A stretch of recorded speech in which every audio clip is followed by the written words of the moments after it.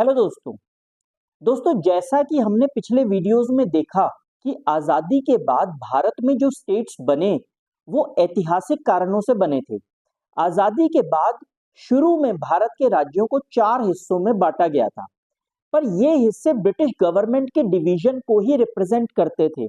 इसलिए ये एक डिसाइडेड फैक्टर था कि आज़ाद भारत में स्टेट्स का डिवीजन फिर से होगा। लेकिन इस बात पर भारी डिबेट था कि राज्यों का विभाजन किस आधार पर किया जाए। इसमें सबसे ज्यादा स्ट्रॉन्ग आर्ग्यूमेंट ये था कि राज्यों का विभाजन भाषा के आधार पर किया जाए, जिसे लिंग्विस्टिक स्टेट्स कहा जाएगा।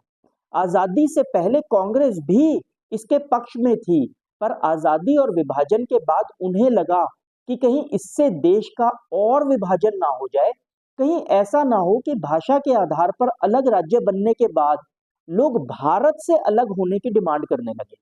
यही सोच स्टेट्स को लैंग्वेज के आधार पर डिवाइड करने के आइडिया पर विचार करने वाली कमिटीज जैसे कि धार कमीशन और जेवीपी कमेटी की सोच में भी नजर आई। और इन दोनों कमिटीज ने भाषा के आधार पर स्टेट्स को डिवाइड करने से मना कर दिया। लेकिन आंध्रा स्टेट बनने के बाद स्टेट्स को लैंग्वेज के आधार पर ना बनाने का कोई ऑप्शन बचा ही नहीं रहा। सरकार ने स्टेट्स को लैंग्वेज के आधार पर डिवाइड करने के लिए फजल अली कमीशन बनाया, जिसमें 3 लोग थे, अध्यक्ष फजल अली, एच.एम. कुंजरू और के.एम. पानीकर। इसे स्टेट्स रीऑर्गेनाइजेशन कमीशन भी कहा जाता है। कमीशन ने माना कि भाषा और कल्चर बहुत इंपॉर्टेंट एस्पेक्ट्स हैं स्टेट बनाने के लिए, लेकिन ये इकलौते कारण नहीं हो सकते।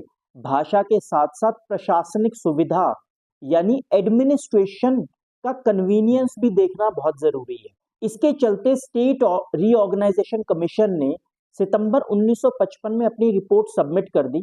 इस रिपोर्ट में 14 स्टेट्स और 6 यूनियन टेरिटरीज बनाने की बात कही गई। भाषा के आधार पर स्टेट्स बनने के बाद यह नोटिस किया गया कि देश में एकता यानी यूनिटी कम नहीं हुई बल्कि और बढ़ गई। इससे डेमोक्रेटिक पॉलिटिक्स सभी भाषा वाले लोगों के लिए ओपन हो गई, जो पहले कुछ इंग्लिश बोलने वाले एलीट लोगों के हाथ में थी। इससे स्टेट्स बनाने में आने वाली परेशानियां भी कम हो गई और इससे देश की डाइवर्सिटी को एक्सेप्टेंस मिलने लगा।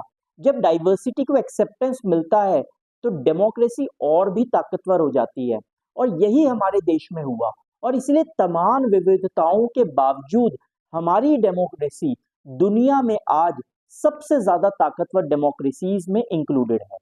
तो देखा आपने कि हमारे देश में स्टेट्स का डिवीजन कैसे हुआ। अगर वीडियो पसंद आया तो चैनल को जरूर सब्सक्राइब करें। जय हिंद।